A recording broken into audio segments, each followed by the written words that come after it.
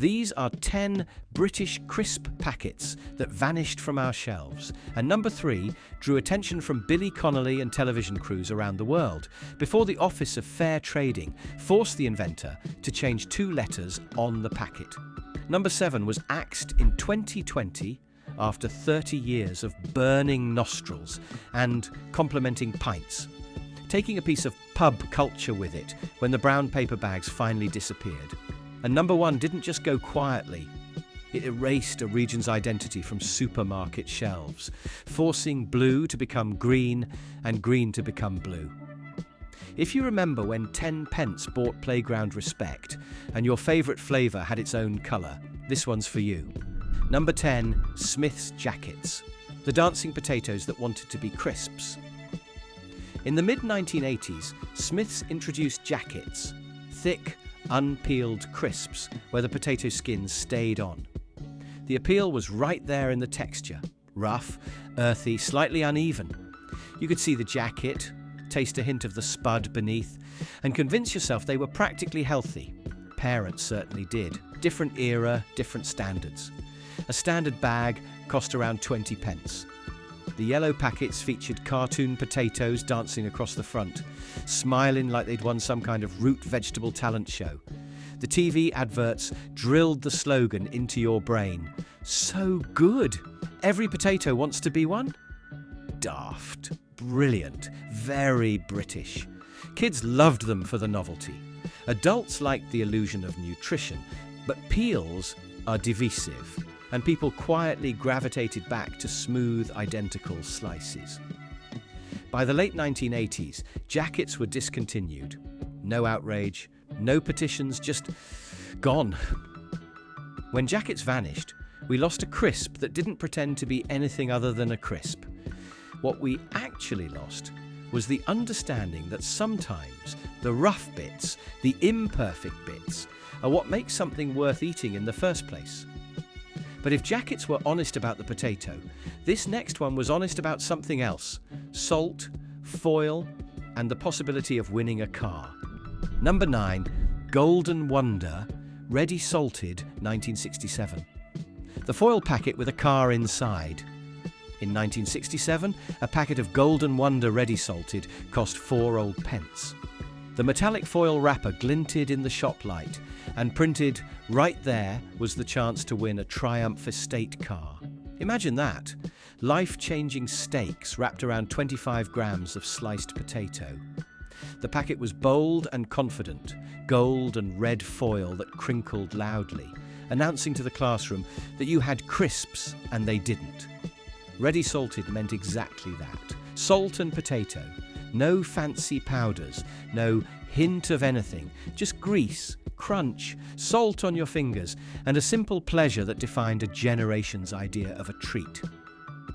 By the 1970s, the packaging had changed, the prizes stopped, innovation marched on, and the confident simplicity of that original foil packet faded into nostalgia. When those packets vanished, we lost more than retro foil. What we actually lost was the optimism that a crisp packet could promise you something extraordinary, and that just maybe you might win it. From optimism to absolute chaos, this next one came in 3 different monster shapes. Number 8, Monster Munch, Original Monsters era. The colour-coded creatures that lost their faces. Monster Munch launched in 1977 with 4 friendly monster mascots: pink, yellow, orange and blue, each tied to a specific flavour. The snacks were huge corn puffs shaped like monster claws or paws. Pickled onion and roast beef were classics. Bite into one and your breath could clear a corridor for hours. A packet cost around 15 pence in the early 1980s, and the bright monsters made them feel like your teammates. Kids would compare seasoning coverage like jewel traders examining rubies. Heavy powder meant prestige. Bare claws meant disappointment. But after Walkers took over in the late 1980s, the packaging evolved, then simplified. By the mid-1990s, the original monsters were retired. Personality was replaced with brand efficiency. When those packets vanished, we lost characters that made choosing a crisp feel like choosing a side. What we actually lost was one of the last times marketing let kids have something joyfully daft without toning it down. And if Monster Munch had personality, this next one had attitude and mustard. Number 7, Brannigan's, the pub crisp that burned your nostrils. Brannigan's launched in 1988 as thick-cut, ridged crisps sold in rustic brown paper bags. These weren't lunchbox fodder, these were pub crisps. Serious snacks for serious pints. The signature flavour was roast beef and mustard. The seasoning didn't just sit on the crisp, it attacked you. Each bite unleashed a mustard cloud so fierce your nose tingled for minutes. Fans adored it. Others called it sinus ruining. Still a compliment. A packet cost around 40 to 50 pence, premium territory. You'd spot them behind the bar next to pork scratchings and the pub's oldest keg. Then in 2000, KP swapped the brown paper for standard foil. Something was lost. The rustic identity evaporated. By 2020, sales had declined and Brannigan's was discontinued. Social media mourned. Petitions appeared. It didn't matter, the mustard was gone. When Brannigan's vanished, we lost the last unapologetically aggressive pub crisp. What we actually lost was a piece of working-class pub culture, where too strong, too salty, and too much was exactly the point. From pints to playgrounds, this next one cost just 10 pence and bought you status. Number 6, Space Raiders, original black bags. The 10 pence that changed everything. Space Raiders launched in 1987 in small black bags emblazoned with a green alien skull. At 10p, you'd be forgiven for thinking the bag was filled with air, and sometimes it was, but that didn't matter. Pickled onion was the playground champion. Beef was respectable. BBQ was for daredevils. They were puffed corn snacks that dissolved into tangy mush the moment they hit your tongue. The flavouring was unapologetically artificial. Teachers hated them, kids hoarded them. In 2010, KP relaunched them in foil packets. The price climbed, the black bag vanished. When the original packets disappeared, we lost more than packaging. What we actually lost was the last time 10 pence could buy you belonging. From playground membership to football allegiance, this next packet offered a club, literally. Number 5, Football Crazy, the crisps with a club membership. Around 1977, Smith's launched Football Crazy, corn and potato balls shaped vaguely like footballs. The real draw wasn't the flavour, it was the promise of a club. Each packet offered stickers, newsletters, and rules of football booklets. Membership in crisp form.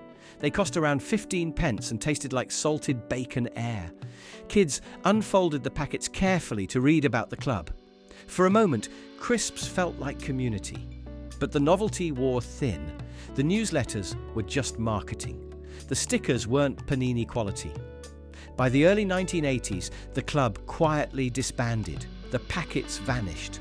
When Football Crazy disappeared, we lost one of the first crisps that understood kids didn't just want snacks, they wanted identity.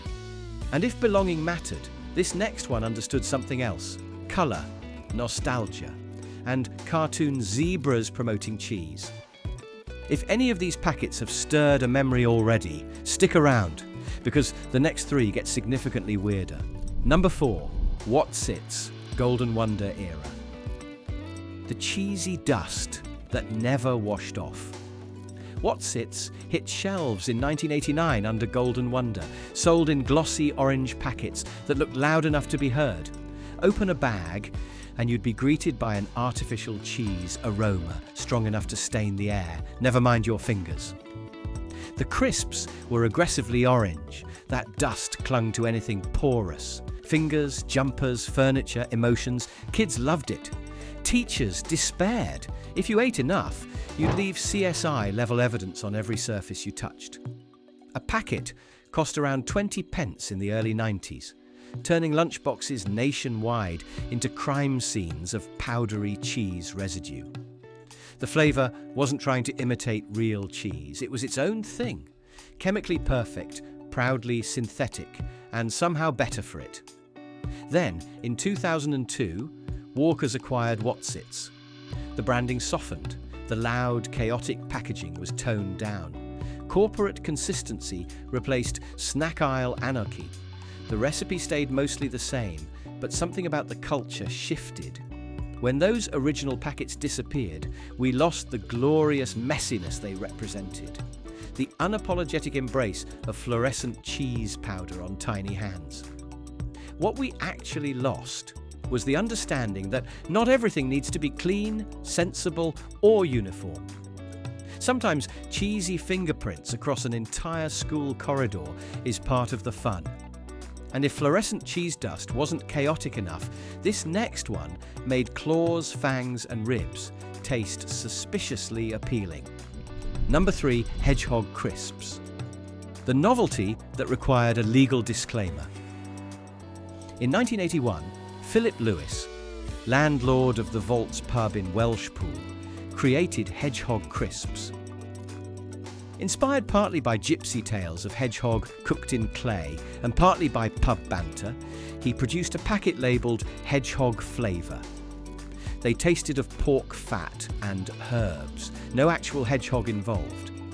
The packets came in brown paper bags with a cartoon hedgehog and a cheeky tagline: "Savour all the flavour of traditional country fare, cooked the old-fashioned way, without harming a single spike of a real hedgehog." Perfect. They cost around 15 to 20 pence and quickly gained global attention. Television crews travelled to Welshpool. Billy Connolly visited and praised them. Sales soared. Then came the problem.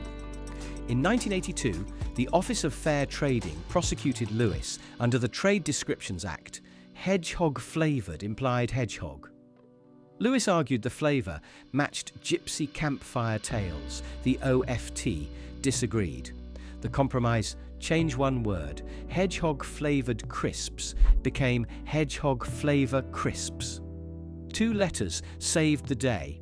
By the mid-1990s, novelty fatigue set in. Production stopped. The brown paper bags vanished. When hedgehog crisps disappeared, we lost one of the last great British eccentricities, a snack that literally required a court case to exist. What we actually lost was proof that sometimes the best ideas start as jokes, and occasionally the joke tastes like pork fat and herbs. From eccentric flavours to terrifying shapes, this next one belonged to the era when crisps were playthings as much as food.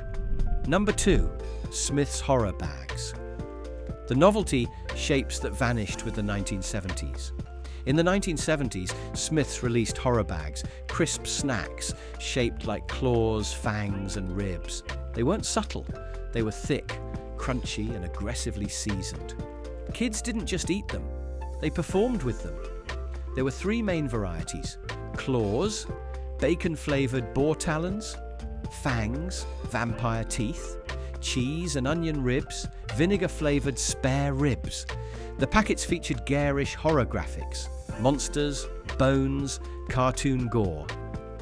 Every playground became a miniature Hammer horror scene. They cost around 10 to 15 pence. You'd buy them for birthday parties, tuck shops, and generally freaking out siblings. The vinegar ribs were infamous. One bite tightened your cheeks like you'd licked a battery. By the late 1970s, novelty fatigue set in. Kids moved on. Shapes lost their magic. Horror bags faded. When they vanished, we lost one of the last eras where shapes mattered more than nutrition labels. What we actually lost was the confidence that children would eat almost anything if you made it the right shape. But if shapes mattered, this last one proved identity mattered more. Number 1, Tudor crisps. The canny bag that climbed a mountain. Founded in Sunderland in 1947, Tudor became the crisp of the Northeast. By the 1970s and 80s, it was practically cultural infrastructure. The packets were colour-coded by flavour: blue for cheese and onion, brown for barbecue, red for tomato. And if you grew up there, you knew this. It wasn't up for debate. Tudor crisps were heavily seasoned, unapologetic, and proudly regional. Savoury vinegar could make your eyes water. Bovril flavour coated each crisp like it had been lacquered. Tudor didn't want refinement. Tudor wanted presence. The adverts became legend. A Geordie paperboy bribed with a canny bag of Tudor to deliver to the Dunstan Rocket in Gateshead. The tagline, "I'd climb a mountain for Tudor." A decade later, the same boy, now grown, drove a Rolls-Royce. Prestige via potato. Flavours got more experimental. Spring onion, gammon and pineapple, hot dog and mustard, even kipper. Chocolate existed very briefly. We don't talk about that. But in 1989, Walker's acquired Smith's, which owned Tudor. Gradually, the brand fizzled. By 2003, it disappeared entirely, and Walker's enforced their colour scheme. Blue became salt and vinegar. Green became cheese and onion. In the Northeast, that was heresy. When Tudor vanished, we lost more than a crisp. We lost regional representation on supermarket shelves. What we actually lost was proof that not everything needs to be homogenized. Sometimes blue should mean salt and vinegar, because that's how you were raised. So, that's 10 British crisp packets that vanished from our shelves. But I know I've missed your favourite. There's always one. These weren't just snacks. They were pieces of who we were. The 10p space raiders that bought playground respect. The Brannigans that burned your nostrils at the pub. The brown paper hedgehog bags that caused illegal fuss. The canny Tudor colours that defined entire regions. Remember swapping Monster Munch at break? The orange Wotsits dust that never washed off? When blue meant salt and vinegar, and green meant cheese and onion. It's not living in the past. It's remembering when simple things cared for us back. Which crisp packet takes you straight there? Leave a comment and share this with someone who still remembers pocket money prices. And until next time, take care.